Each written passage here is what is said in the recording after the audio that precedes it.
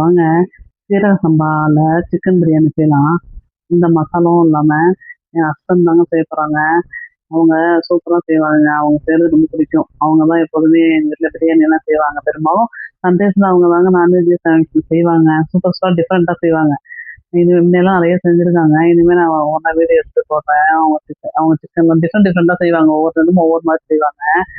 இப்போ வந்து அது ஒரு ஒரு 200 கிராம் வெங்காயம்னாங்க. 200 கிராம் வெங்காயம், 100 கிராம் தக்காளிங்க. வச்சுட்டு அழகா கொத்தமல்லிலாம் அவ்வளோ அழகா கட் பண்ணி வச்சிருக்காங்க பாருங்க. எல்லாமே அவங்க தான் வெங்காயம், தக்காளி எல்லாம் கட் பண்ணி வச்சுருவாங்க. அவங்க தான் எப்போதுமே எனக்கும் சமைக்கிறப்பெல்லாம் கட் பண்ணி தருவாங்க. அந்த அவங்களே நைஸாக அந்த கொத்தவரங்காய், பீன்ஸு இதெல்லாம் அறியணும்னா அவங்க தாங்க சூப்பராக அரிஞ்சு தருவாங்க. இப்போ வந்து அழகா வெங்காயத்தெல்லாம் எவ்வளோ சூப்பராக இருந்துச்சாங்க. அழகா வெங்காயத்தை வந்து போட்டு வதக்குனாங்க. நல்லா வதங்கணும். அவங்க வந்து நல்லா பொறுமையாக செய்வாங்க. எதுவுமே அதனால தாங்க அவங்க செஞ்சா ரொம்ப டேஸ்ட்டா இருக்கும் போல இருக்கு.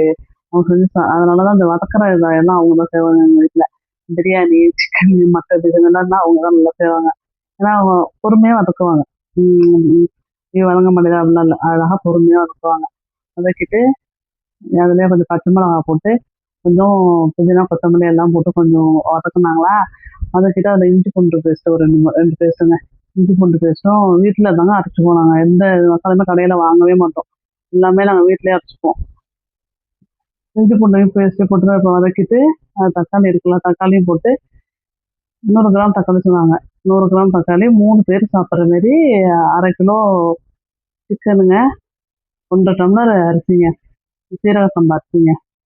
தயிர் போட்டுருந்தாங்களா, நல்லா தயிரையும் போட்டு நல்லா வதக்கிட்டு கொஞ்சம் வேகணும்னு சொல்லி வெங்காயம், தக்காளி எல்லாம் கொஞ்சம் குழையணும் அப்படின்னு சொல்லிட்டு கொஞ்சம் வச்சுருந்தாங்க. கொஞ்சம் நல்லா வதக்குனாங்க பாருங்க. கொஞ்சம் நல்லா வதங்கணும். கொஞ்சம் நல்லா வதங்கி கொஞ்சம் லைட்டாக கொஞ்சம் தண்ணி ஊற்றி கொஞ்சம் மிளகாத்தூள் போட்டுக்கிட்டாங்க. அதான் ரொம்ப இதுவே கொஞ்சம் அதிகமாக போச்சுங்க. எங்களுக்கு கொஞ்சம் காரமாக தான் போச்சு. ஒரு ஸ்பூன் தான். ஏன்னா என் பையன் வந்து காரமாக இருந்தால் வாயில வைக்க மாட்டான், அப்படியே வச்சுருவான். அதனால தான் சமைக்கிறப்பெல்லாம் பார்த்து பார்த்து தான் சொன்னேன் நானே காரம். இப்போவே கொஞ்சம் 1 ஸ்பூன் போடுறது 1 1/2 ஸ்பூன் போட்டாங்க. இப்போ வந்து இந்த டம்ளர் காட்டுறோம் பார்த்தீங்களா, இதால 1 1/2 டம்ளருங்க. இது 200 கிராம் இருக்கும். இதால 1 1/2 டம்ளர் அரிசி, சீரக சம்பா அரிசிங்க. அது மாரி போட்டு 3 பேர் சாப்பிட்லாங்க. இது மாரி நல்லா கொஞ்சம் தண்ணி ஊத்தி கொஞ்சம் வேக வச்சு குடுத்தாங்க. கொஞ்சம் நல்லா கிரீமியா நல்லா வெந்துருச்சு. அதுக்கு பிறகு நம்ம எவ்வளோ இப்போ 1 கேஜி வச்சிருந்தாங்க சிக்கனு.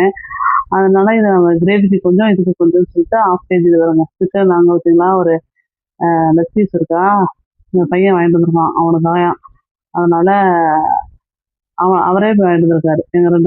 அவங்க நைனாவும் பிள்ளையும் போய் வாங்கிட்டு வந்திருக்காங்க. நல்லா வதக்கிக்கிறாங்க. நல்லா அதிலேயே வதக்கிட்டு நல்லா வெந்துருச்சு. அதிலேயே வெந்த பிறகு தான் இந்த டம்ளர் காட்டுனேனே, அந்த டம்ளரால 1 1/2 போட்டிருந்த அரிசி. அதனால 3 டம்ளர் தண்ணி ஊத்திக்கங்க. இது நல்லா கொதிச்சு அ நல்லா சாரெல்லாம் இறங்கணுமா. நல்லா இறங்குனா தான் நல்லாருக்கும்னு சொல்லுவாங்க. எங்க வீட்ல சொல்லுவாங்க. இந்த சிக்கன் பீஸ்லாம் நல்லா கொஞ்சம் நல்லா கொதிச்சு நல்லா அந்த மசாலாலாம் உள்ள இறங்கட்டும். இந்த உப்பு, காரம் எல்லாம் உள்ள போய் இறங்குனா தான் நல்லாருக்கும்னு சொல்லுவாங்க. இதுலயே நல்லா கொதிக்க விட்டாங்க. காரம் வந்து ரொம்ப இந்த நேரம் வந்து உப்பு காரம்லாம் பார்த்துக்கிட்டு, அதுக்கு தகுந்த காரம், உப்பெல்லாம் போட்டுக்கலாம் நீங்க. நீங்க உங்களுக்கு என்ன ஏதாவது மசாலா வேணும், மசாலா வாசனை பிடிக்கும்னா, நீங்க ஏதாவது கொஞ்சம் மசாலா போட்டுக்கலாங்க. லெமன் கொஞ்சம் காரமா இருந்தது. அதனால லெமன் கொஞ்சம் போட்டுவிட்டாங்க. ஒரு லெமன் ஊத்துனாங்க. இதுவே ஜல்லிக்கட்டுல ஊத்துனா அந்த சீடெல்லாம் வெளில வந்துரும். சீட பட்டா கசக்கும்ல. அதனால இந்த சீடெல்லாம் எடுத்துட்டு அதில ஊத்துறாங்க. அப்புறம் வந்து அ ஊத்தலாம். சாதாரணமாவே இதுல ஊத்தலாம். ஒரு ஒரு முடி ஊத்தலாம். இது கொஞ்சம் காரமா இருந்தது. என் பையனுக்காக ஒரு ஒரு லெமனே புழிஞ்சு ஊத்திட்டோங்க. அது அரிசிய பாருங்க கொட்டுறாங்க பாருங்க. கையால எடுத்து போடல. அது கையால எடுத்து போடுறது கொட்டுறாங்க. அப்புறம் நான் தான் எடுத்து எல்லாத்தையும் வலிச்சு போட்டேன் கையில அதில உள்ள அரிசிலாம். அப்புறம் காரம்லாம் பார்த்தேன். எப்பவும் காரம்லாம் நான் தான் பார்ப்பேன். அவங்களும் பார்ப்பாங்க. இருந்தாலும் நான் கொஞ்சம் கரெக்ட்டா சொல்லுவேன். காரம், உப்பு, காரம்லாம் கரெக்ட்டா சொல்லுவேன். கரெக்ட்டா இருந்துச்சு. அந்த உப்பு காரம்லாம் பார்த்தோமா, அதெல்லாம் சூப்பரா இருந்துச்சு. கடையில வாங்குனா ஒத்துக்கவே மாட்டேங்குதுங்க. அது வந்து என்னாத்துல செய்றாங்கன்னு தெரியலையா? அதெல்லாம் எனக்கு ஒத்துக்காது.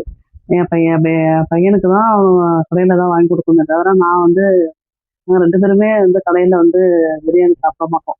என்ன ரைஸ்ல என்ன எண்ணெயிலயோ செய்றாங்களோ என்னமோன்னு சொல்லிட்டு, எனக்கு என்னமோ அது அது டேஸ்ட்டும் எனக்கு பிடிக்காது. அது சும்மா ஒரு 2 வாய் சாப்பிடுவேன் அவ்வளோதான்.